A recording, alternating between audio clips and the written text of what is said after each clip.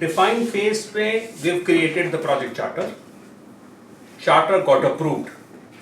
So measure starts with identification of. सबको screen clearly दिख रही है, आवाज is clear? Yes, sir. Yes, sir.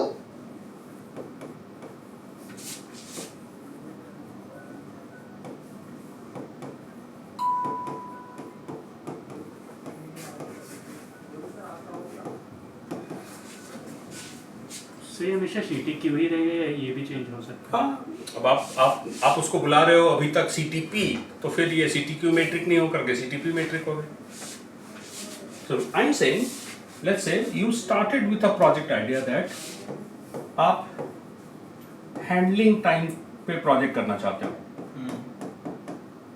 आप क्वालिटी स्कोर पे प्रोजेक्ट करना चाहते हो. I am now asking you, metric क्या है आपका? Handling time per day, handling time per agent per day, weekly average of handling time. क्या आपका प्रोजेक्ट का वाई है is a important question that you will have to finalise. With practice ये आप define में ही करने लगोगे. अट्रिशन काउंट या अट्रिशन परसेंटेज मेरा प्रोजेक्ट है. Are we saying monthly attrition percentage? Or are we saying quarterly attrition percentage? Daily attrition percentage? इस क्वेश्चन को एड्रेस करने के लिए एक बेसिक थॉट याद रखना. For all statistical purposes, when you have continuous data, minimum 30 data points चाहिए. जब आपके पास discrete data हो 60 डेटा पॉइंट्स चाहिए.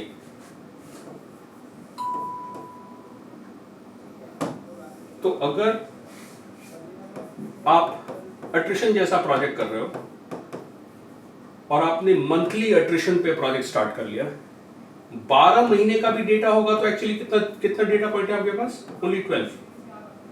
इसमें नंगा नहाएगा क्या, निचोड़ेगा क्या? रूल क्या था? मिनिमम 30. 60. डिस्क्रीट के लिए 60. सो मंथली डिस्क्रीट क्यों होगा? हर महीने में हमारा एक ना एक तो दिखेगा ही.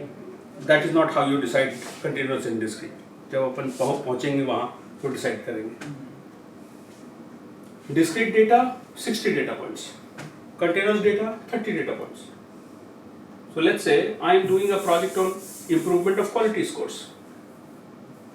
अगर मैं मंथली क्वालिटी स्कोर पे प्रोजेक्ट स्टार्ट कर दूंगा, पूरे साल का भी डेटा लूंगा तो 12 डेटा पॉइंट होगा.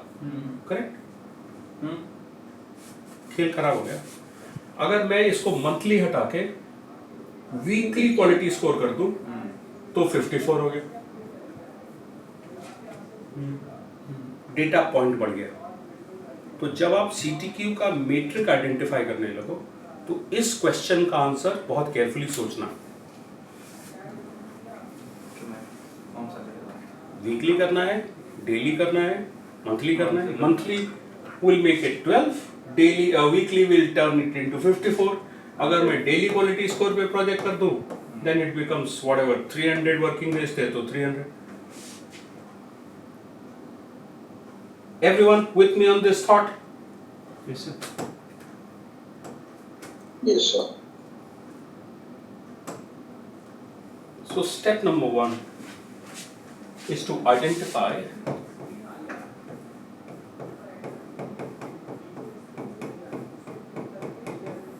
the CTQ metric or the CTQ characteristic.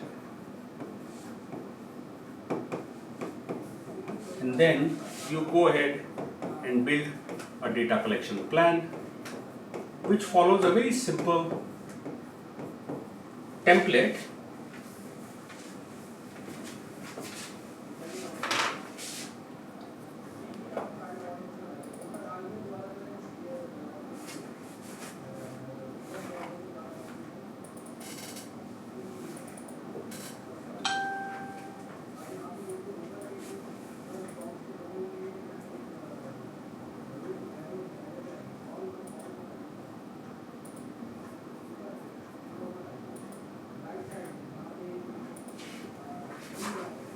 here you have elements like आपका प्रोजेक्ट Y क्या है, Y को कैलकुलेट करने का फॉर्मूला क्या यूज कर रहे हो आप. So I am doing a project on monthly NPS percentage. NPS promoter minus detractor is promoter minus detractor upon total responses.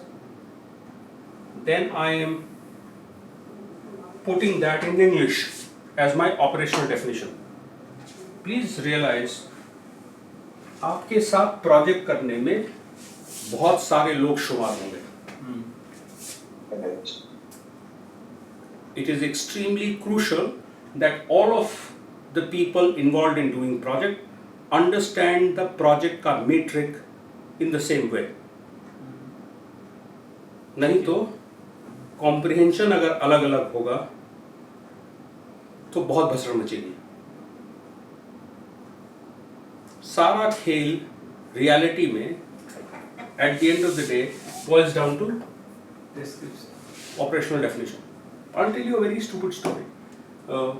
एक इंश्योरेंस के क्लाइंट ने हम लोगों को ऑनबोर्ड किया to help them with NPS. उनका एनपीएस करने का तरीका बहुत अजीब सा था. After you finish the call you get a SMS saying अगर आप हैप्पी हो तो इस नंबर पे मिस्ड कॉल दो, अगर आप सैड हो तो इस नंबर पे मिस्ड कॉल दो. So count of calls made on the happy number और द सैड नंबर, उसको वो प्रमोटर डिट्रैक्टर मानते थे. यही फॉर्मूला इस्तेमाल होता है एनपीएस का everywhere in the world. So NPS is calculated as promoter minus detractor upon total responses received. But effectively क्या हो रहा है, एक सैड आदमी ने, एक आदमी जिसने अभी कॉल किया था and you told the customer ये क्लेम हम ऑनर नहीं करेंगे because it is not covered, he got annoyed. उसने 40 दफे मिस्ड कॉल दे दिया. Are you willing to call it one dissatisfied customer or 40 dissatisfied customers? ये भी 40 dissatisfied customers, right? आप सोच लो श्वेता, तूने पॉलिसी मुझसे, मैं एचडीएफसी लाइफ हूं, तूने मुझसे एक इंश्योरेंस पॉलिसी ली है, मैं तुझे 40 क्यों कंसिडर करूं? सोच के देख. Assume that you've taken 4 policies from me. Are you dissatisfied on all the 4 policy servicing? या किसी एक पॉलिसी के सर्विसिंग में तुम मुझसे नाराज हो? Worst measurement unit सही नहीं थी. Just one of them. तो जो प्रोजेक्ट हमने स्टार्ट किया, when we stepped in, -62% NPS score था. जब हमने डेटा कलेक्शन प्लान बना के डेटा को ठीक किया तो बिना प्रोजेक्ट किए ही इंप्रूवमेंट हो गया प्रोजेक्ट में. Your current way of measuring your customer dissatisfaction was stupid. I am not willing to say just because Shweta was angry, I am going to count her as 40 dissatisfied Shwetas. उसने policy एक ली है तो मैं एक policy के best perspective से उसका NPS 1 लूंगा. Are you guys with me, everyone? Yes sir. Yeah. Yes sir. बहुत इंपॉर्टेंट है कि आप अपना ऑपरेशनल डेफिनेशन ठीक करें. गवर्नमेंट ने बहुत अच्छा खेल खेला हुआ है. इंडिया में एजुकेटेड का मतलब जानते हो क्या होता है?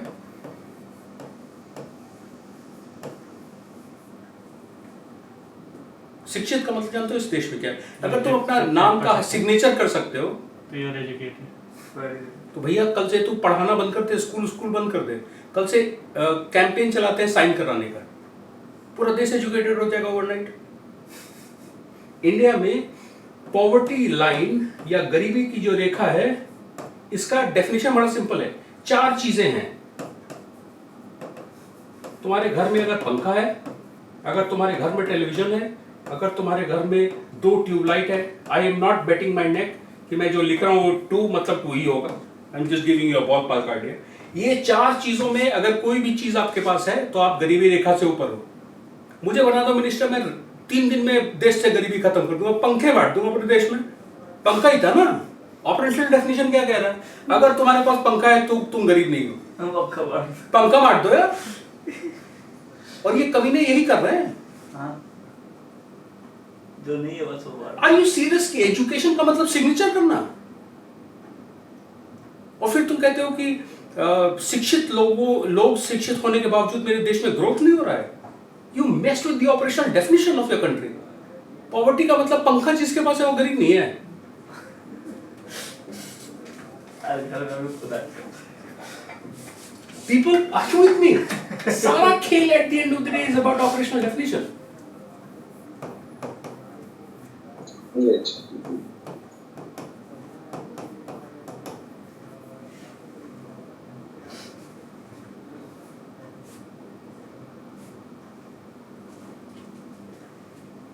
Your data collection plan has a very simplistic structure. We start with तुम्हारा प्रोजेक्ट Y का मेट्रिक क्या है, उसका फॉर्मूला क्या है, उसका हम इंग्लिश, कोई भी एम्बिग्युइटी नहीं छूटनी चाहिए। Slightest of doubts can be detrimental. Pizza हट बोल रहा है दैट अपन तुमको पिज्जा खिला देंगे 30 मिनट्स में। पिज्जा डिलीवरी का मीनिंग क्या हुआ? कब से कब तक? Online folks? After The the time they accept the time they accept the time they accept the bill as in the order and the time, and it would end at the time they deliver it to the ऐसा नहीं है। customer or might be अब तूने जो ये आपने मुझे बोला कि when they accept the order, accept का मतलब? जी, जब वो पंच कर लेते हैं सिस्टम पे। Correct. So let's say time when the order was punched onto the system, end कब होगा? When it get delivered to us. जब वो कस्टमर को डिलीवर कर देते हैं। market तो delivery. जो ही काम करती है जेनपैक्ट में, उसने सिक्योरिटी गार्ड को बोल दिया कि तुम मुझसे मिलने मत दे उसको 30 मिनट। मैं पहुंच गया जूही के पास डिलीवर करने के लिए इन 22 मिनट्स। सिक्योरिटी गार्ड ने अब तुम्हारा फॉर्मेलिटीज फिल कराने के चक्कर में मुझे 8 मिनट रोक लिया Juhi. Did I delay? Okay वो कहते हैं फर्स्ट पॉइंट ऑफ कांटेक्ट तक। ओके अगर आप किसी अपार्टमेंट में रहते हो तो सिक्योरिटी गार्ड तक पहुंचने में मुझे 30 मिनट चलेंगे। हाँ सर, ये तो है, दैट्स ट्रू। ये सही है। Question is very very simple. आप अपना ऑपरेशनल डेफिनेशन क्लियर करो।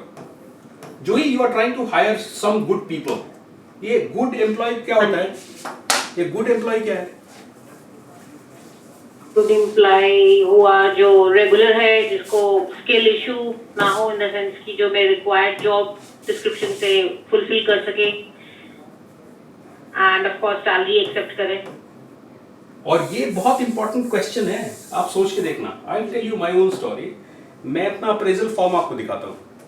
वो अप्रेजल फॉर्म कम और गुलजार की गजल ज्यादा लगती है। आप मुझसे पूछो, एक क्वेश्चन था उसमें, employee is the employee align to organisational vision. अब मुझे बताओ कि कोई एक एसोसिएट है, बच्चा है, 2 साल एक्सपीरियंस वाला, उसको बेचारे को ये समझ में आएगा क्या what is alignment to organisational vision? Sir, this is other appraisal forms का basically non-tangible questions होते हैं and where you are not able to calculate or count फिर it towards any of the units. तो फिर तो तूने छोड़ दिया ना कि पारस तू जुगाड़ कर ले। उसका आउटकम क्या होगा? मेरा मन करेगा तो तू अलाइंड है, तो मेरा मन ना करेगा तो तू अलाइंड नहीं है। Right. Right. और यही तो है सारा भसड़ आज के डेट में, बिजनेस प्रोसेसेस में, हमारी अपनी लाइफ्स में। We don't know what we want. When you know what you want, शायद मिलना आसान हो जाएगा। अगर अप्रेजल फॉर्म क्लियर हो and I tell the person beforehand, एक तो ये सरप्राइज खेलना बंद करो। साल के एंड में बताऊंगा कि तूने खराब कर दिया पुनीत। अरे पहले बता देना मेरे से एक्सपेक्टेशन क्या है। मेरा एक बॉस था, वो आपका मंथ स्टार्ट होता था, वो आपको क्लियरली बता देता था this is how we are measuring you, और पूरे मंथ वो आपका परफॉर्मेंस इवैल्यूएशन आपके साथ शेयर करता रहता था। भैया सरप्राइज नहीं दे रहा वो आपको। मैं बताऊं, हाँ मैं बताऊं, हमारी टीम 24 लोगों की थी। 17 या 18 प्रमोट हो गए in a span of 3 years. 18 out of those 24 people got into great jobs. मुझे लगता है कि तुम्हारा एज अ लीडर सबसे बड़ा असेसमेंट यही होना चाहिए. Do people below you grow? Jack Welch हमारे जो जी के जो चेयरमैन थे, उनके बारे में बहुत अजीब सी कहानी है. उनके चार प्राइवेट असिस्टेंट्स थे. एक अभी बोइंग का सीईओ है. वर्ल्ड के 4 सबसे बड़ी ऑर्गेनाइजेशन के सीईओ उनके पर्सनल असिस्टेंट रहे हैं. Does it not tell you how great a person he was?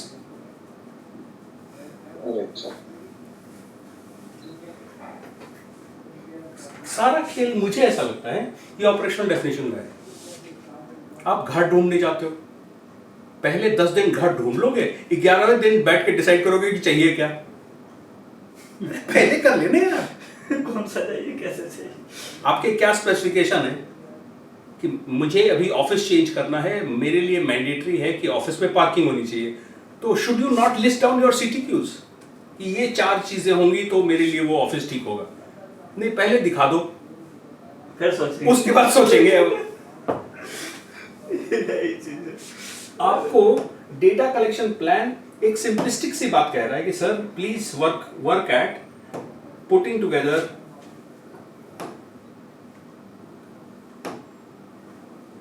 Your operational definition. Operational definition बनाने के लिए you can use the formula to be used. basis the performance standard that you've done,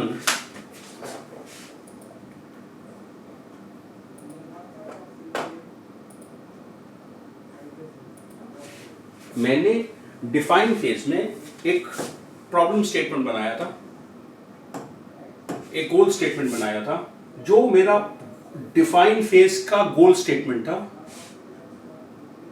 same number आप यहां performance standard में लिखोगे. उसका negative notation will become your defect definition. I am saying मेरा target है that NPS should become 70%. Wrong है, इससे ज्यादा कभी नहीं होना चाहिए, but let's say for some reason अपन ने 70% का टारगेट लिया है. So I am saying performance standard is 70. इसी को मैंने नेगेटिव लिख दिया. अगर किसी महीने में our NPS is not 70, it shall be termed as a defect. इसी को मैंने upper specification limit, lower specification limit के लिंगों में लिख दिया.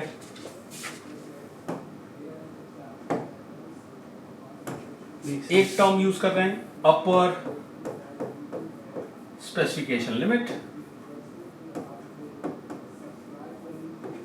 एक यूज कर रहे हैं लोअर स्पेसिफिकेशन लिमिट. ज्यादातर बार सर्विसेज में एक ही होगा. Either you will have a upper limit or a lower limit. For example, quality score. Quality score में कस्टमर बोल रहा है मिनिमम 95 कर. 95 से नीचे नॉट एक्सेप्टेबल, 95 से ऊपर इज गुड.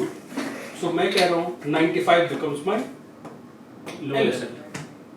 अपर क्या है? बोले नॉट एप्लीकेबल. जितना ज्यादा उतना अच्छा. बट सर जिसके 100 से ज्यादा तो नहीं हो सकता. हो नहीं सकता, वो दूसरी बात है. बट क्या 100 से ऊपर होना डिफेक्ट है? नो. 95 से नीचे होना डिफेक्ट है. हैंडलिंग टाइम में कस्टमर ने बोला 5 मिनट से ज्यादा का कॉल नहीं होना चाहिए. Upper specification 5 minute, lower specification not applicable. Simple thought everyone. Yes. Yes, sir.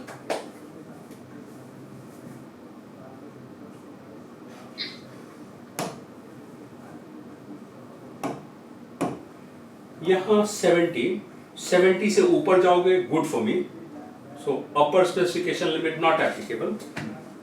Lower हो गया 70%. आइडियली अपने इंडस्ट्री का बेंचमार्किंग कर लेना. NPS score should not be targeted eight 70. 70 will be magical. In the data collection plan Okay. जो further elements हैं, एक है unit of measurement. Continuous data है. Sorry, Pranay sir. Pranay sir, sorry for cutting between sir. ये can there be situations where mixed data type can also exist? No. Like there can be mix of data, नहीं sir? देखिए एक project में एक ही होगा ना sir? बात समझिए, थोड़ा गहन सब्जेक्ट है। स्टैटिस्टिशियंस ने एक नया बीच में भसड़ ऐड करना शुरू कर दिया, एक वर्ड ऐड किया, बोला क्वासी। क्वासी का मतलब होता है दिस बट दैट, मतलब जो है वो फर्जी वाला। सो परसेंटेज डेटा को एक्चुअली डिस्क्रीट डेटा है, बट इसको क्वासी कंटीन्यूअस बोलते हैं बहुत सारे लोग।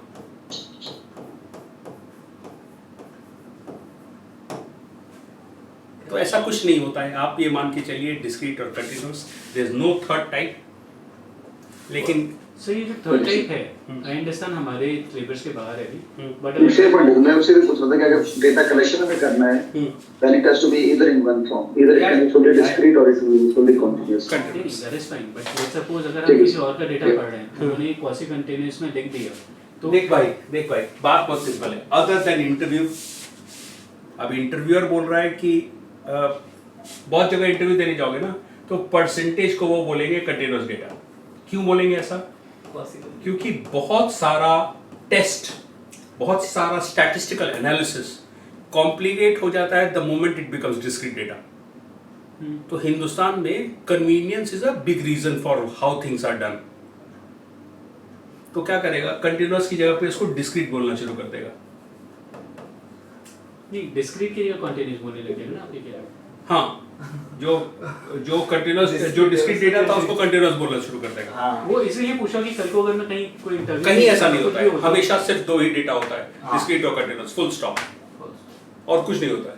Sometimes what they will tell you is, ये वाले डिस्क्रीट डेटा को हम कंटिन्यूअस इसलिए बना रहे हैं क्योंकि इसमें कंटिन्यूअस की कुछ प्रॉपर्टीज हैं, ठीक है, इसलिए उसको क्वासी बोलते हैं वो लोग। बट डोंट वरी, आप लोग कहिएगा अदर देन इंटरव्यूज दो ही डेटा हो सकता है, तीसरा हो ही नहीं सकता, फुल स्टॉप। वही अगर कल को मैं इंटरव्यू दो, मैं अभी नहीं कहने वाला, बहुत दूर है, बट अगर कोई आता है तो उसका जवाब क्या होगा? भाई इंटरव्यू तू ले रहा है कि इंटरव्यू दे रहा है? दे रहे हो तो तेरे पास चॉइस नहीं है। तो इंटरव्यूअर हूँ मैंने बोला कि परसेंटेज कंटिन्यूअस डेटा होता है, अंग्रेजी में कुछ भी कर, मुझसे अग्री कर जा। ठीक, ये हिंदुस्तान है, यहाँ डिसअग्री करने को हम स्टूपिड कहते हैं। Rejection and stupidity. पढ़ा लिखा आदमी जब तुम उससे मत भिन्न करते हो ना, व्हेन यू डिसएग्री, वो उसको पसंद आता है। मूर्खों को वो हो सकता है इसकी वजह से तुमको रिजेक्ट कर देवे, इसलिए पंगा मत लीजिए। बहुत सही बात की सर।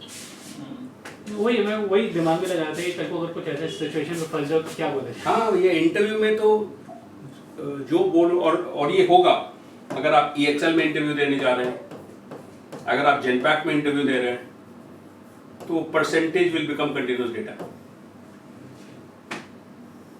क्योंकि बड़ी कंपनी तो Agree. Yes, sir. Sad We call it continuous. हाँ, Yeah. सर धीरज ने हाथ उठाया था। हाँ धीरज, आप कुछ कह रहे हैं? It is a very question that I just asked. That's all.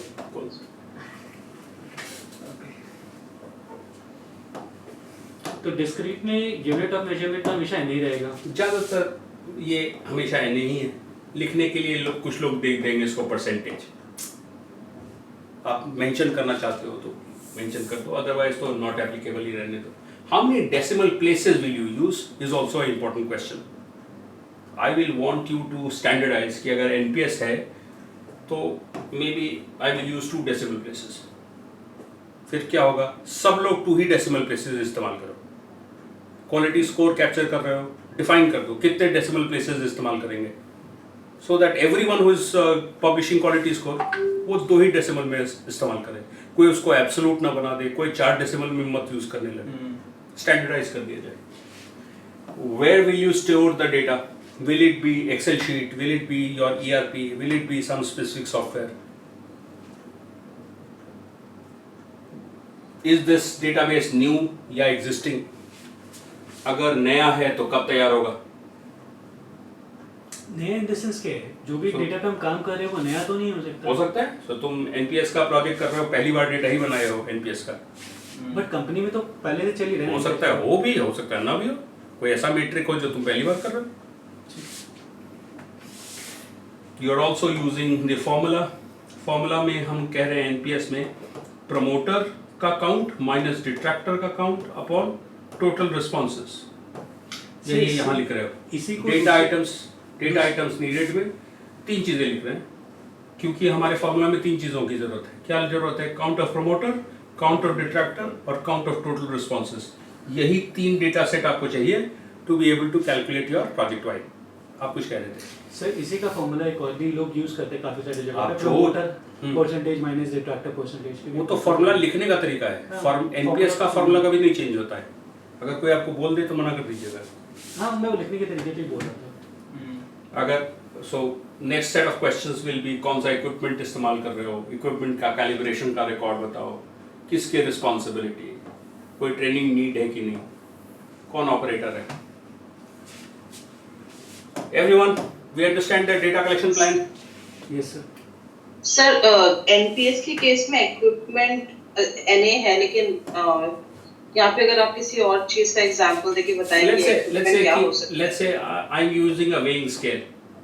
तो वेइंग स्केल के लिए मैंने अरिस्टो का वेइंग स्केल इस्तेमाल किया।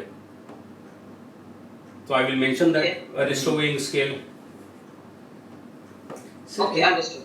एनपीएस के अब लिए कितने तारीख कब उसका कैलिब्रेशन कब हुआ है?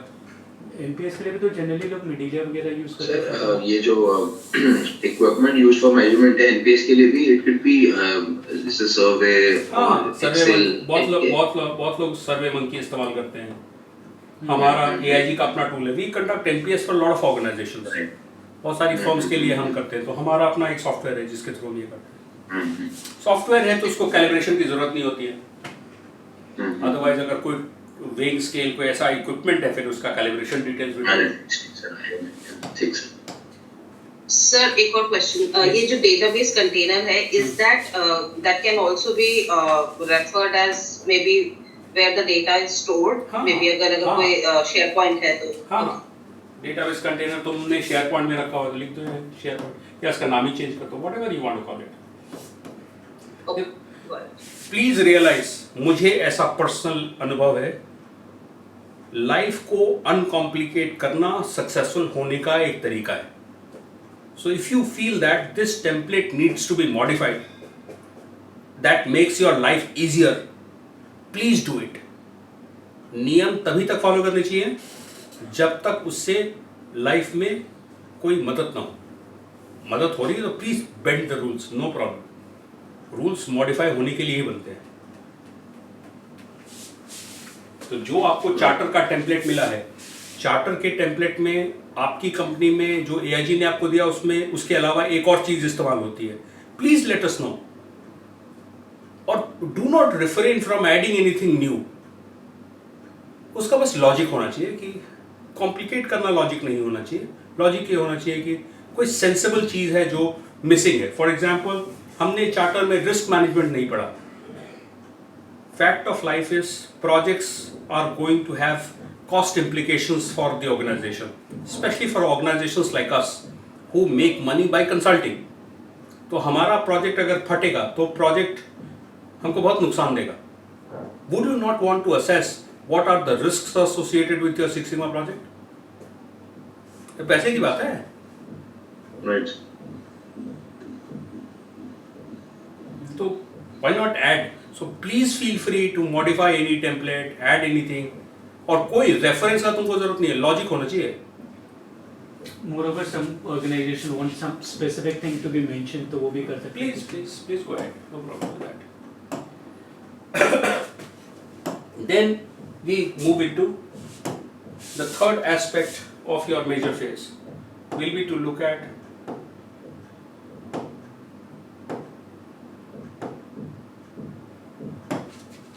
once your data collection plan is ready, we collect data on our project wide based on the data collection plan, and then we set out to validate data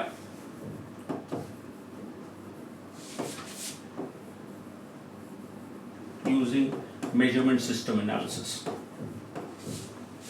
Please realize, data which is our decision element अगर वो data में ही कुछ भसड़ हो, अगर वो data ही wrong हो, God bless our system.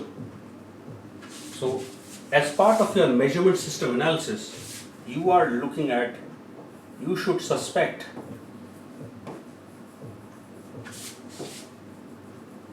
every piece of data coming to you.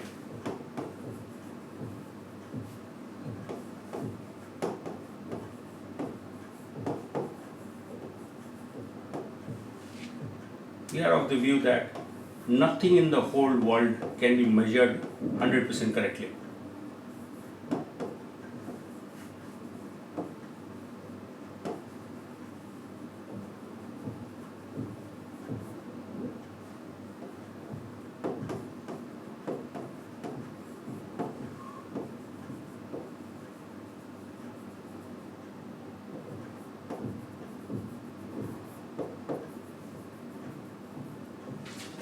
Can you bet your neck कि आप बाजार गए, you bought yourself 10 kilograms of आलू? Can you bet your neck कि 10 किलो का पैसा दिया है तो 10 ही किलो मिला होगा? हो सकता है that you have ended up getting 9.9 kilograms क्योंकि 0.1 का error would have been added.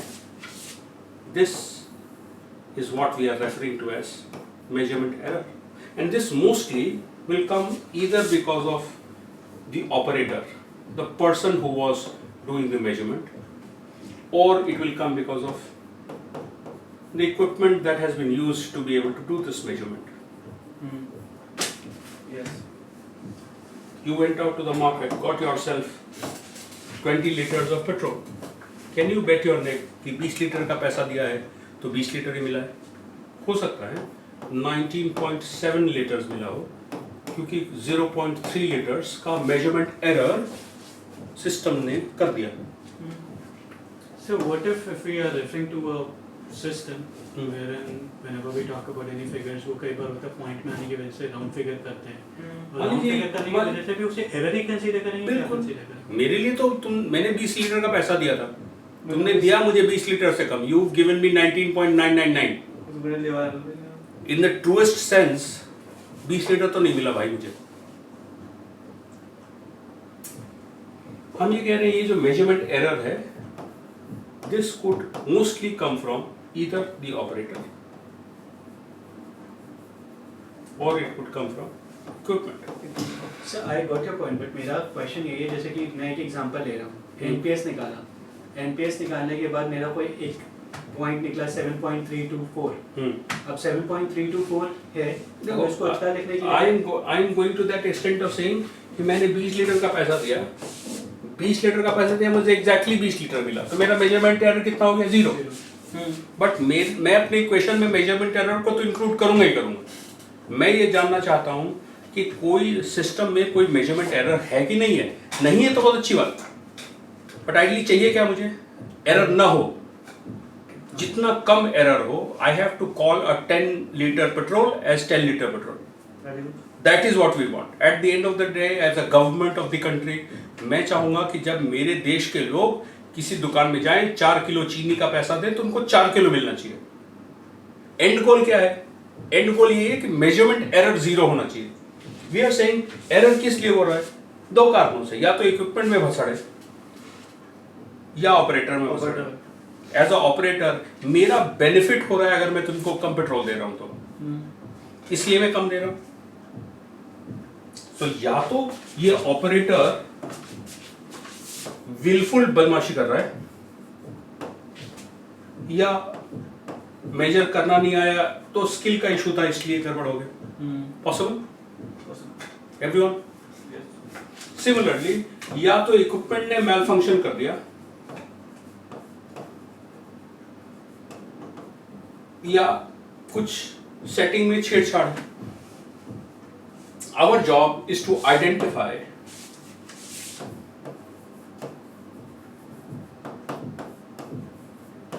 कि मेजरमेंट एरर है कि नहीं, एंड देन डिसाइड वो मेजरमेंट एरर चलेगा कि नहीं चलेगा.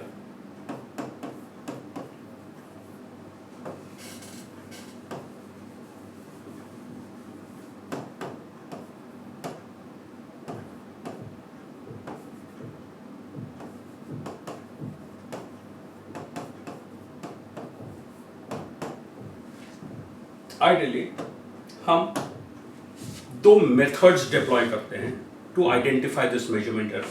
एक जिसको हम रिपीटेबिलिटी कहते हैं, एक हम जिसको रिप्रोड्यूसिबिलिटी कहते हैं.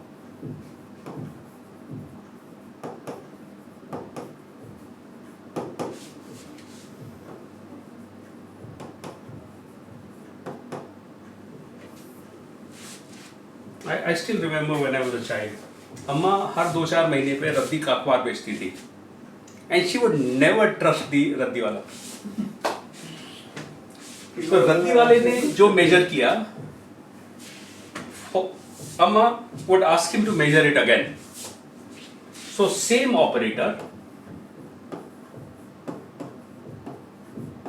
is measuring the same thing using the same equipment. Figure अलग अलग थे. The variation that you've observed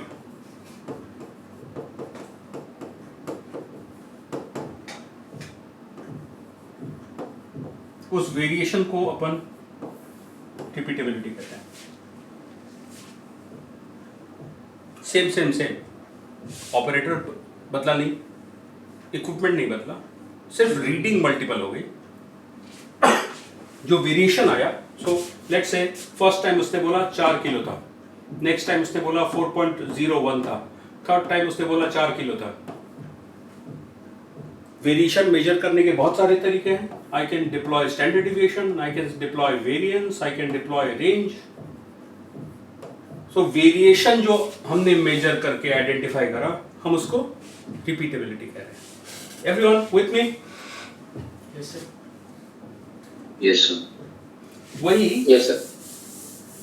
either Amma still does not believe that उस रद्दी वाले ने ठीक काम किया है, तो उन्होंने बोला रद्दी अखबार वाले तू हट, मैं खुद मेजर करूंगी. She change the operator. उन्होंने बोला तू अपना इक्विपमेंट हटा, मेरे तराजू से मेजर कर. She change the equipment.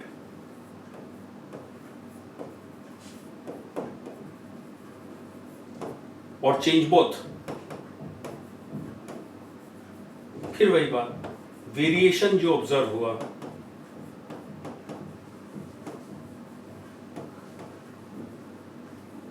is referred to as reproducibility.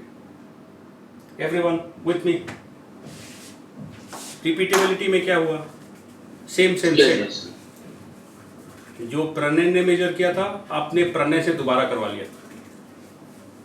Reproducibility का मतलब क्या हुआ? या तो ऑपरेटर बदल दिया, पहली बार प्रणय ने किया था, इस बार श्वेता ने किया है,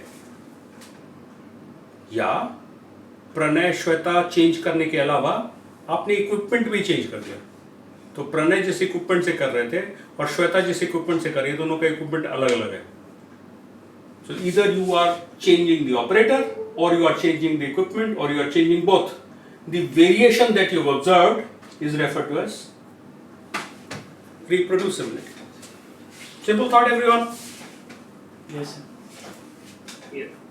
Yes, sir. आज हमारे Yes. पास क्वालिटी के कैलिब्रेशन ऐसे ही होते हैं. सो जब आप डिस्क्रीट डेटा का वेरिफिकेशन कर रहे हो, so let's say I have had 200 quality audits and I would want to verify the measurement system. Out of these 200 quality audits, I took out a sample. Let's say there were 10 files that were audited by QA1. पहला file को audit करके बोला quality score 95, second को बोला 96, इसको बोला 92, इसको बोला 97, इसको बोला 92, इसको बोला 96, 72, 47, 91, 100. Because I disbelieved in the information given to me by the quality auditor 1, I decided to include a quality auditor 2. दोनों ऑडिटर्स में जो एग्रीमेंट परसेंटेज है,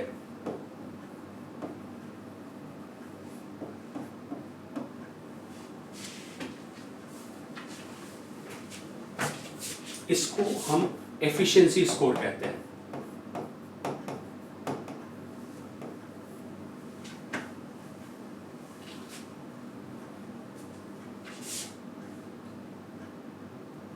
और अगर इसी में मैंने मास्टर कैलिब्रेटर लगा दिया,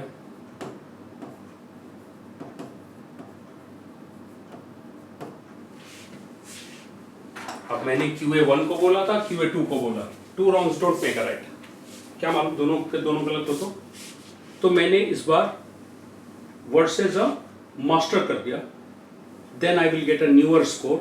I am calling that as effectiveness score. सब लोग प्लीज मेरे टैब ऑन कर लीजिए।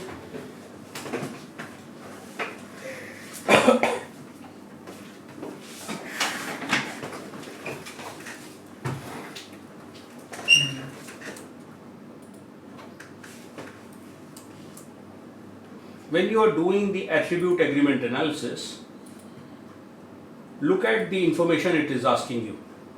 एक बोल रहा है एट्रीब्यूट कॉलम, एक बोल रहा है सैंपल्स, एक बोल रहा है अप्रेजर। तो 3 कॉलम में अपने को डेटा चाहिए। One that it is calling as attribute which is like the quality score और whatever you want to measure. एक कह रहा है सैंपल, एक कह रहा है appraisal.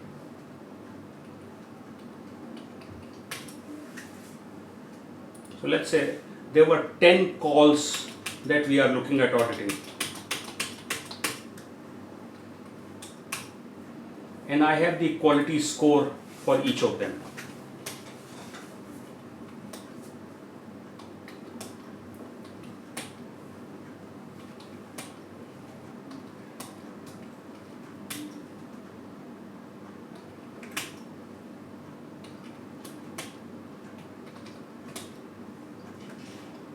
All of this was done by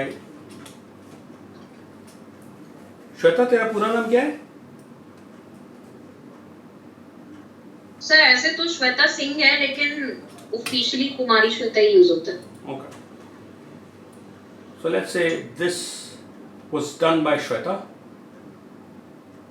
So appraisal में मैंने अपने असेसर का नाम लिख दिया। Sample is a unique identity जिससे मैं पहचान रहा हूं किसका क्वालिटी स्कोर था वो, and then I have the quality score because I disbelieved in the information. Same 1 to 10 मैं श्वेता से दोबारा करवाऊंगा।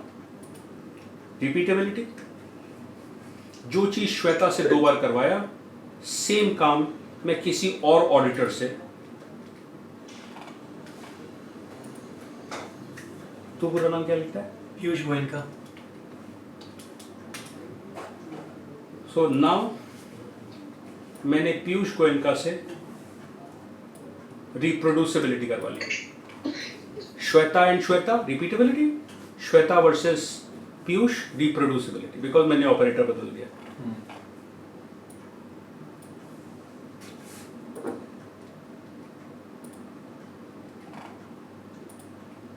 मैं एक आध नंबर रैंडमली चेंज कर दे रहा हूं।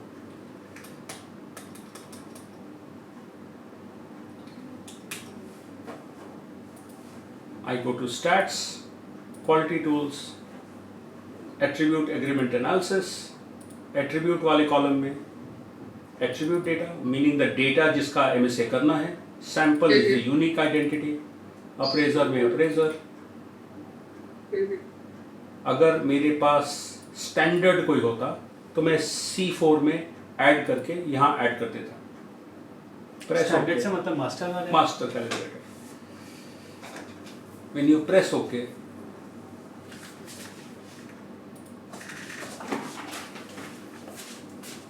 बहुत सारा इंफॉर्मेशन आएगा।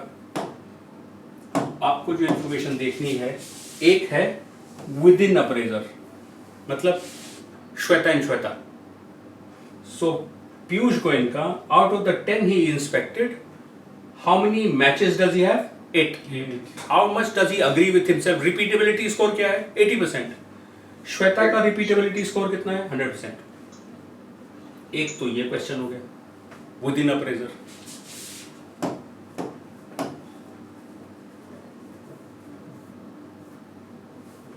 एक स्कोर है आपके पास बिटवीन अप्रेजर, 10 इंस्पेक्टेड, 8 मैच्ड, 80%।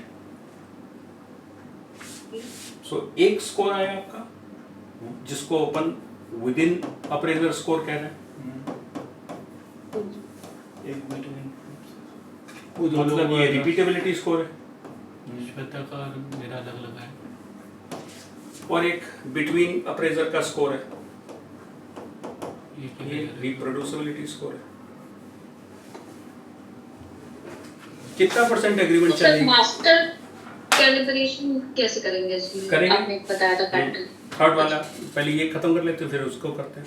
आप मुझे ये समझाओ कितना परसेंट एग्रीमेंट चाहिए आपको?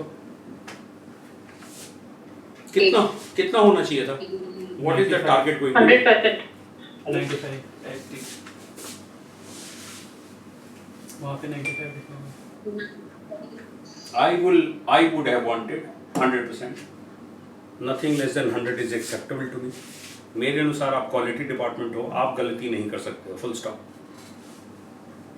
एक सामान्य आदमी अगर रेड लाइट जंप करे और एक पुलिस वाला जंप करे, किसकी ज़्यादा सजा? पुलिस वाला की। आपको ज़्यादा कानून समझ में आना चाहिए, राइट ना? आप शिक्षित होकर कुछ गलत कर रहे हैं और एक अशिक्षित आदमी गलती कर रहा है, शिक्षित की ज़्यादा सजा होनी चाहिए। वो जानते हैं आप क्वालिटी वाले हैं, आप राइट और रॉन्ग का पैमाना है, आप ही रॉन्ग हैं। God bless the system. So ideally, you should aim at 0% variability here. और अगर हो रहा है तो try and do root cause analysis. ऐसा क्या हुआ कि Piyush and Piyush have not agreed with them 20%. ढूंढना होगा ना? Go back to your data set, see कहाँ पर Piyush से गड़बड़ हो रही है. What is the root cause? Active listening नहीं ध्यान दिया या फिर क्या बोलते कोई एक बार तूने राइट बोला, दूसरी बार रॉन्ग बोला, क्या हो गया? तो कॉम्प्रिहेंशन का इशू तो नहीं है, it can't be skill issue, focus issue, could be focus issue, और फोकस इशू तो इतने देर में हटाना चाहिए, वो आदमी को हटा के।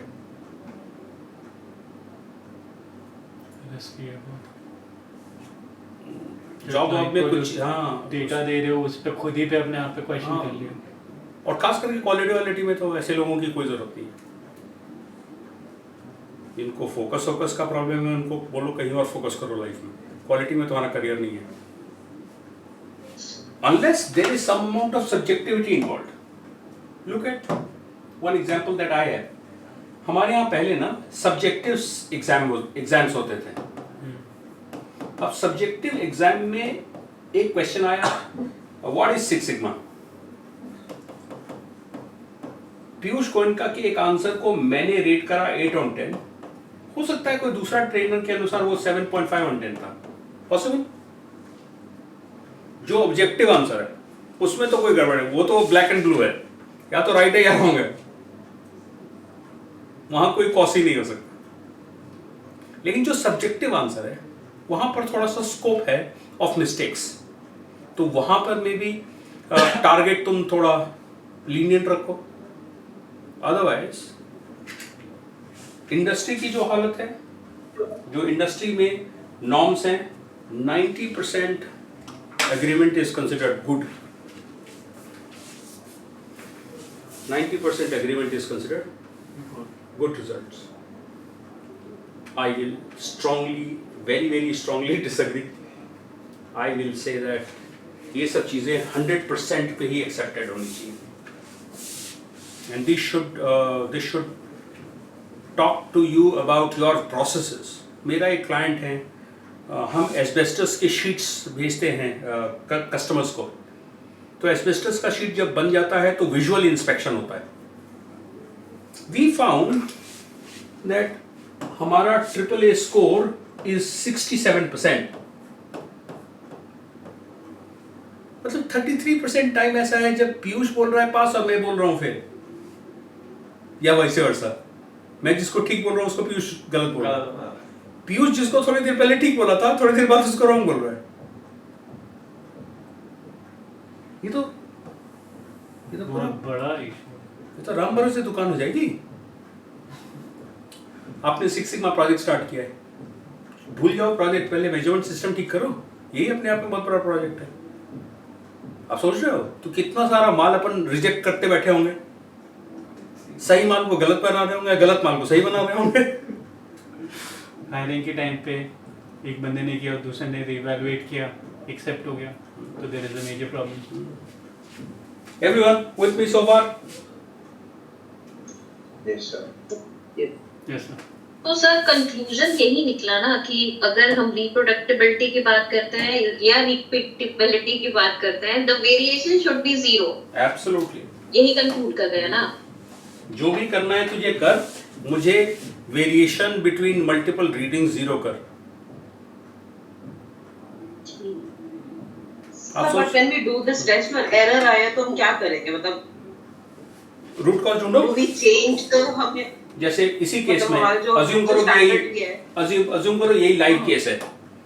सो what I would advice you to do is, ये जो आया है मिस्टर गोयनका का 10 आउट ऑफ 8, इसका आरसीए क्या है? Why did you miss? So पता चला केयरलेस थे। कंट्रोल्स लगाइए, रीट्रेनिंग कराइए, कुछ जुगाड़ निकालिए जिससे इनका ध्यान आए सिस्टम पे। आपसे नहीं हो रहा है तो हमारे जैसे कंसल्टेंट को बुलाइए। कभी कभी लाइफ में कड़वी दवा बहुत जरूरी होती है।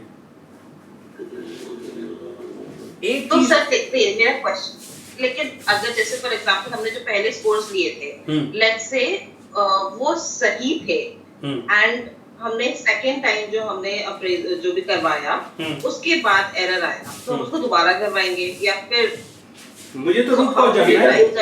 फिर वो एक मास्टर ही वाला आ जाएगा। So let's say there is one claim, पिछली बार तूने चेक किया उसमें 10 पैरामीटर्स थे, तुमने पिछली बार चेक करके बोला 9 राइट 1 रॉन्ग, इस बार 8 राइट 2 रॉन्ग कैसे हो गया? या तो कुछ सिचुएशन बदल गया है, वैसा तो है नहीं, तो ये कैसे हो गया? Sir but it's a human nature कि अगर आप कोई भी चीज मतलब क्वालिटी पॉइंट पे बात करें, हर किसी का पर्सपेक्टिव डिफरेंट होता है, थोड़ा सा समझने का, काफी सारी चीजों को वो लाइटली लेते हैं। पूरा देश इसी में डूबा हुआ है भाई। रियलिटी है वो। रियलिटी कैसे? अरे कैसे हो सकता है कि तुम कह रहे हो लोअर कोर्ट में प्रणय को जेल कर दो, हाई कोर्ट में जाओ तो बोलते हो प्रणय को बेल कर दो। अरे ऐसा कैसा? या तो कुछ सिचुएशन बदल गया, या तो सब्जेक्टिव चीज है, जो मुझे पसंद आ रहा है वो श्वेता को पसंद नहीं आया। पर्सपेक्टिव, सब्जेक्टिविटी इन्वॉल्व है। बट अदरवाइज राइट का और रॉन्ग का डेफिनेशन तो बिल्कुल क्लियर होना चाहिए। ये कॉल पे अलाउड होना चाहिए, ये कॉल पे नहीं अलाउड होना चाहिए। कस्टमर आस्क्ड मी कि क्या मुझे एंटरप्राइज कार मिल सकती है, इसका तो आंसर एक ही है, या तो यस है या नो है, और ये तो पॉलिसी से डिसाइड होना चाहिए। So either the person has said the right things और is not said the right things. पिछली बार तुमने कहा मैंने एम्पैथाइज नहीं किया इसलिए मार्क्स काट लिया, इस बार एम्पैथाइज किया तो मार्क्स दे दिया, ऐसा कैसा? कॉल तो एक ही थी। बट वही है ना कि एम्फसाइज किया, बट वो बहुत ज्यादा क्या बोलते हैं एप्रोप्रिएट नहीं था। तो वहां पर एक ने बोला कि चलो ठीक है लीनियंसी दे देते हैं, वो सब्जेक्टिव वाला बात। Variability is not acceptable. तुम एक ही पीयूष गोयल का 2 बार अलग अलग विचार कर रहे हो, तो भैया आप पॉलिटिक्स ज्वाइन कर लीजिए, क्वालिटी में आपकी कोई जगह नहीं है। आप सोच के देखो ना, मैं अभी एस्बेस्टस की शीट्स भेज रहा हूं, मेरा 67% है agreement percentage, 33% time we disagree with each other. जो एस्बेस्टस शीट तुम बोल रहे हो रिजेक्टेड है, अब तो उसका भी गारंटी नहीं है, वो भी हो सकता है पास हो, हमने उसको फेंक दिया। अच्छा वाला को फेंक रहे हैं, फिर खराब वाले को कस्टमर के पास पहुंचा दे रहे हैं, और फिर उसको रिजेक्ट कर रहे कम। सोचो, पता करो क्या गड़बड़ है। हाँ, कहीं ऐसा तो नहीं कि वैल्यू ठीक है, आज शाम तक ठीक था, कल मॉइस्चर आ गया तो खराब हो गया, हैंडलिंग में कुछ गड़बड़ हो गया। आज शाम तक जब तक मैंने देखा था तब तक ठीक था, जब तुम्हारी बारी आई तो उस पर दूसरा एस्बेस्टस का शीट रख दिया, स्क्रैच आ गया। तुमने जब देखा बोले स्क्रैच है, हटाओ इसको। रूट कॉज ढूंढो तो। लेकिन कॉम्प्रिहेंशन की इतना बड़े साइज का एक मार्क था तो पीयूष ने बोला फेल, उतने बड़े साइज को मैंने बोल दिया पास, ये तो नहीं चलेगा। यू मस्ट लुक एट, और with lot of humility I am saying, quality में वो कैरेक्टर होना चाहिए, जुगाड़ नहीं चलेगा। जुगाड़ नहीं चल सकता है। मैं मानता हूं लोग गलत करेंगे, पुलिस गलत करे, कोई सुनवाई नहीं है। कोई सुनवाई नहीं होनी चाहिए, कोई सुनवाई नहीं होनी चाहिए। जो घटना कल घटी बंगाल में वो होगा। असभ्य समाज, जानवर हमारे सोसाइटी में हमेशा रहेंगे। उसके बाद जो हुआ वो ग्रॉसली अनएक्सेप्टेबल है।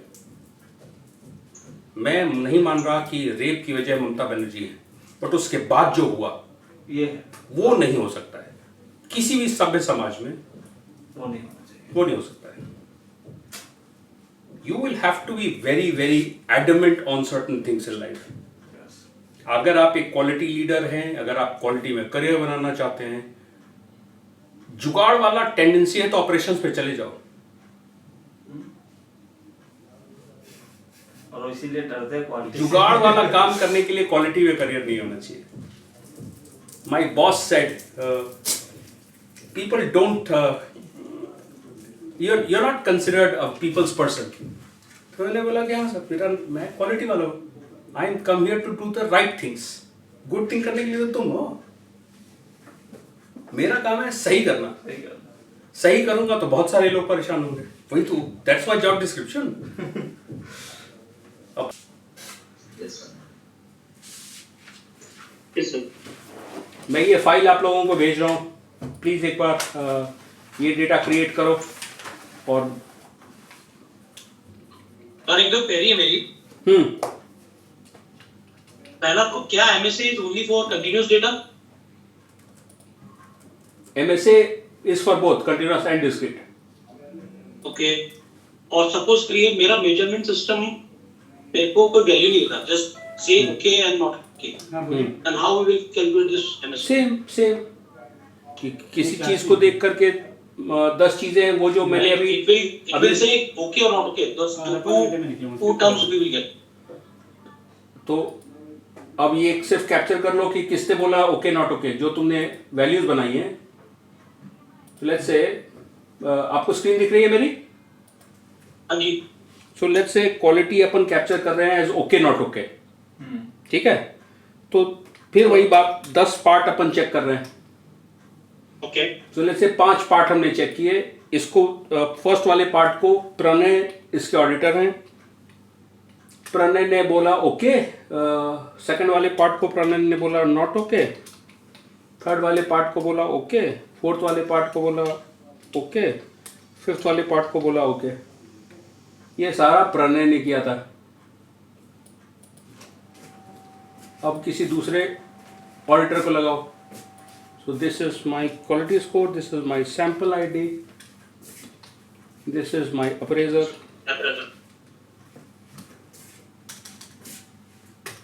अब जो प्रणय से करवाया था, या तो प्रणय से दोबारा करो and then have someone else also do it. Pranay ने 2 बार किया है तो किसी और से भी 2 बार करना पड़ेगा। सो लेट्स से मैंने रजत को इस्तेमाल किया।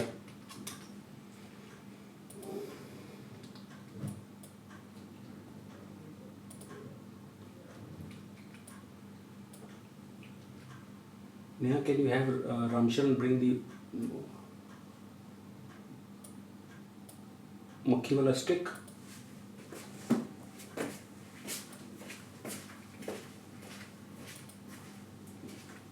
सेम उसी तरीके से इस बार मेरा quality score, sample number, appraisal, press okay.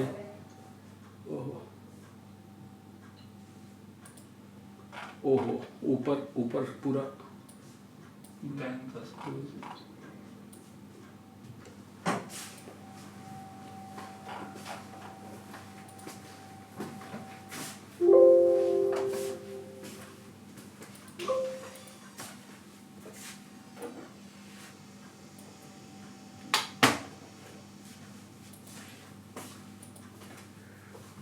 So I've done this exercise now. Within appraiser 100%, between appraiser 100%. ये स्कोर्स पब्लिश करिए, बोलिए आपका AAA पास हो गया। Fair?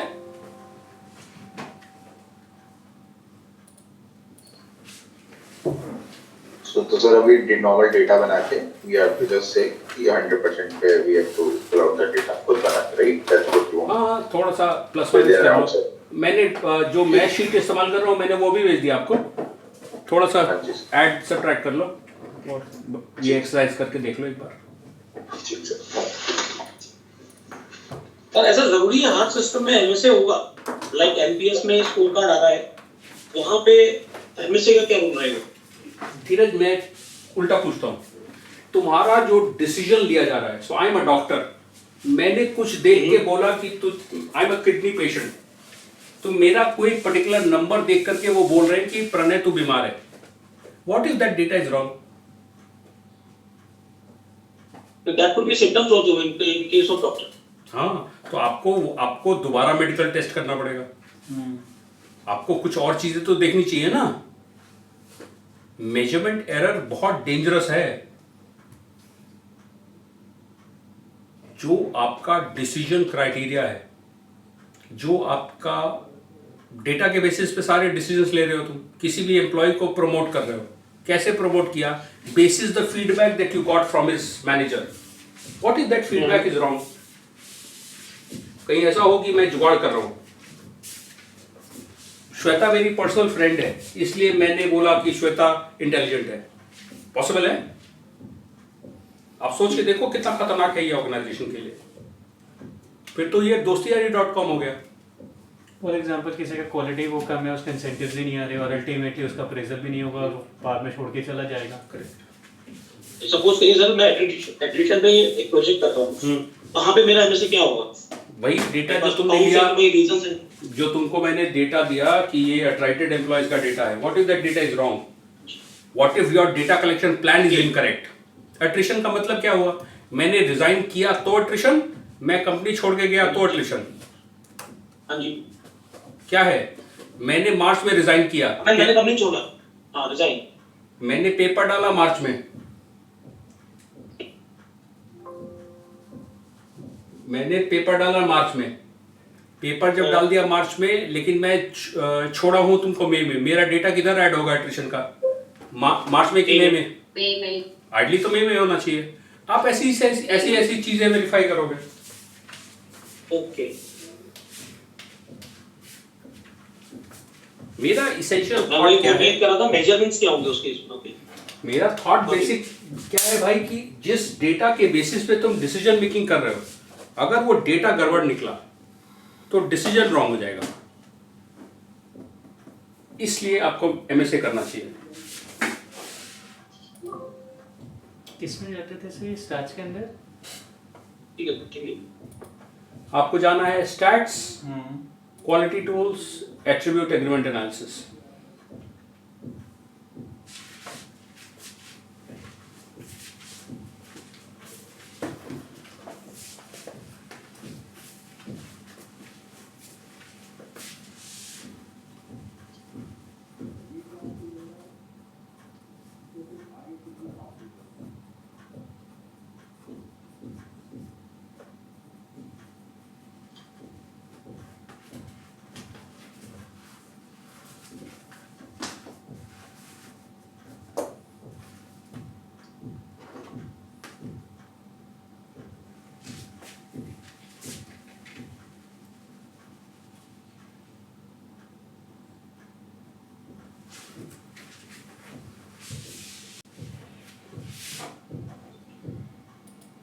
पीपल, क्या अपडेट? डन है सर। डन। और आपके टेम्पलेट में जो आपका सिक्स सिग्मा वाला टेम्पलेट है, उसमें you will publish your scores.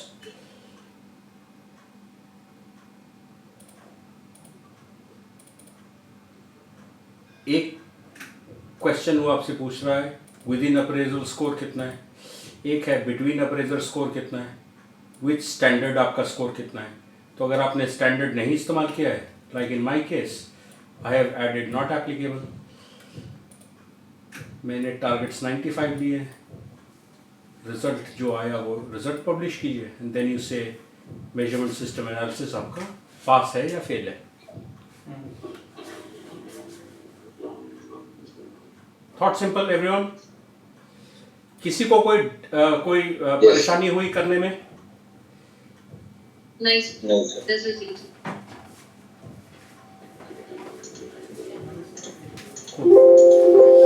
आज यहीं तक रखेंगे, will not proceed further from here. आज यहीं तक रखते हैं। In the subsequent class will do a quick recap and then we get into process capability. अभी मैं सिर्फ ग्रीन बेल्ट वाले पोर्शंस कवर कर रहा हूँ। एक बार ग्रीन बेल्ट वाले पोर्शंस कंप्लीट कर देंगे, फिर ब्लैक बेल्ट वाले पोर्शंस पे जाएंगे। Okay sir. सर इसमें जो रिपोर्ट आई है, how to analyse that report, मैं थोड़ा सा उसमें आपसे कुछ इनपुट्स चाहूंगा। प्लीज अपना स्क्रीन शेयर कीजिए। और वो मेरे एक्चुअली दूसरे लैपटॉप है, you just put your screen on lit. ठीक है। तो ये मैं ऑफिस के लैपटॉप से कर रहा हूं, उसमें एफपीडी टैब। हाँ, तो अभी आपके लिए क्या चीज है, अभी आप विद इन अप्रेजर और बिटवीन अप्रेजर यही दो नंबर्स पे फोकस करिए। बिकॉज मुझे याद है हम लोग 3-4 चीजें करते थे उसमें, आरएनआर करते थे, पीपीटी करते थे, सीपीटी करते थे, देन एनटीसी स्कोर निकालते थे। जब आप ट्रिपल ए कर रहे हैं तो आपको बस दो चीजें देखनी है, एक है विद इन अप्रेजर स्कोर, एक है बिटवीन अप्रेजर स्कोर। अगर आपने स्टैंडर्ड मास्टर कैलिब्रेटर इस्तेमाल किया तो मास्टर वाला भी स्कोर आएगा। तो दो ही नंबर्स अभी आपको देखने हैं। Basis that you will decide कि आपका मेजरमेंट सिस्टम ठीक है या आपका मेजरमेंट सिस्टम ठीक नहीं है। बस यही कंक्लूजन आपको। सर ये मेजर सिस्टम की बात कर रहा है या अप्रेजर की बात कर रहा है यहाँ पे? बिकॉज हम तो कंपेयर अप्रेजर को कर रहे हैं यहाँ पे। करेक्ट। तो आपकी जो मल्टीपल रीडिंग्स आई है ये उनको कंपेयर कर रहा है, लेकिन रिपीटेबिलिटी जब भी होगा, व्हेन प्रणय का 5 रीडिंग था पहले, फिर आपने प्रणय से दोबारा कराया, तो वो इक्विपमेंट को वैलिडेट, वो इक्विपमेंट का स्कोर माना जाता है रिपीटेबिलिटी को, और रिप्रोड्यूसिबिलिटी को ऑपरेटर स्कोर माना जाता है। इस रिपोर्ट में सर वो रिपीटेबिलिटी का स्कोर कहाँ पे है? जब आप विद इन अप्रेजर स्कोर देख रहे हैं, विद इन अप्रेजर क्या हो गया? रिपीटेबिलिटी। बिटवीन अप्रेजर क्या हो गया? रिप्रोड्यूसिबिलिटी। ओके, ठीक है ना? सही question. And what is the benchmark for this? कोई ऐसा है नहीं। इंडस्ट्री में ज्यादातर जगहों पे 90% को बेंचमार्क मानते हैं। मेरा तो पर्सनल थॉट ये है, it should be as high as possible. अगर आप 100% को परसू कर सकते हैं तो 100 करना चाहिए। ठीक है? Thank you. एक क्वेश्चन है, डेटा पॉइंट हम 10 लेते हैं, उसमें से 10 नहीं, फिर वही अभी हम प्रैक्टिस के लिए 10 ले रहे हैं। लेना कितना है? 60। एक एग्जांपल जैसे अभी 10 ले रहे हैं, उसमें से श्वेता ने पहला दूसरा किया, जब उसने दूसरी बार किया तो वो पहले दूसरे में फर्क है। ठीक है। बाकी फिर पीयूष ने किया, पीयूष ने भी वही सारे सेट किया। अब उसका 8-9 में क्वेश्चन है, बाकी सारे मैच कर रहे हैं बट 8-9 में फर्क है।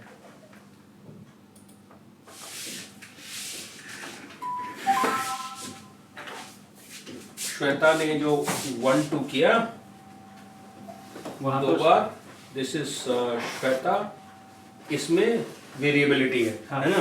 ठीक है, ओके। पीयूष ने किया, हाँ। ये मैच कर रहा है या फिर वो है, बट उसका 8-9 में उसने जो खुद का किया, मतलब मैच कर रहे हैं, किससे मैच कर रहे हैं? जब इसमें आपस में ही वेरिएबिलिटी है। पहले हम उसकी बात करते हैं कि 1-2 था, ये ओके था, ये नॉट ओके था। अगली बार 1 को अपन नॉट ओके कर दिए और इसको ठीक किए, नॉट ओके। तो ये दोनों तो ठीक है, यही है जो भसड़ है। ना पीयूष कर रहा है, तो पीयूष तो मिस्टेक करेगा ही अगर सेम कर रहा है तो। बट इसके अलावा उसने एक 8-9 में भी गलती कर दी। 8-9 में जब वो 2 बार कर रहे हैं तो एक बार में उसने ओके और नॉट ओके कर दिया, तो अलग अलग वो हो गए। तो उससे ऐसे ये कंपेयर ही नहीं कर पाएगा। आपने श्वेता को ही कराना पड़ेगा 8-9, तभी वो कर पाएगा। प्लीज रियलाइज, रिप्रोड्यूसिबिलिटी स्कोर निकालने के लिए सिमिलर डेटा पॉइंट तो चाहिए ना? नहीं, उसने 8-9 किया बट 8-9 पे उसका जो नंबर आ रहा है उससे नंबर कुछ भी आए, बट 8-9 अगर सिर्फ पीयूष ने किया है, श्वेता ने तो किया ही नहीं है। नहीं, श्वेता ने भी किया है 8-9। उसने जो किया वो फिगर्स, एक एग्जांपल ले लेते हैं, ओके नॉट ओके आ गया। अब पीयूष ने किया, उसका ओके और ओके आ गया, या फिर इसका ओके ओके था, मेरा एक में ओके और एक में नॉट ओके आ गया। तो अब जो सेकंड टाइम में मैंने काम किया उसमें मेरे लास्ट के 2 में मैं खुद पे कॉन्फ्लिक्ट कर रहा हूँ, जबकि श्वेता ने दोनों का ओके ओके लिखा था। श्वेता सही जा रही थी ओके ओके, पर जब मैंने दूसरी बार किया, पहली बार में मैंने भी ओके लिखा, दूसरी बार में मैंने नॉट ओके लिखा। परसेंटेज में क्या फर्क आ जाएगा? उसको तो बहुत फर्क, बहुत फर्क आएगा। तुम्हारी वेरिएबिलिटी स्कोर में बहुत फर्क आ जाएगा। बहुत फर्क आ जाएगा। And that is how you will find out. जब आप रूट कॉज ढूंढोगे तो वही डिसाइड करोगे ना, ये वाले सैंपल में मेरा इश्यूज आ रहे हैं। ठीक है पीपल, आई होप आज जो हम लोगों ने डिस्कशन किया that is clear. I will share आज वाला क्लास का video in some time and we meet next week and we carry from here. ठीक है? Sure.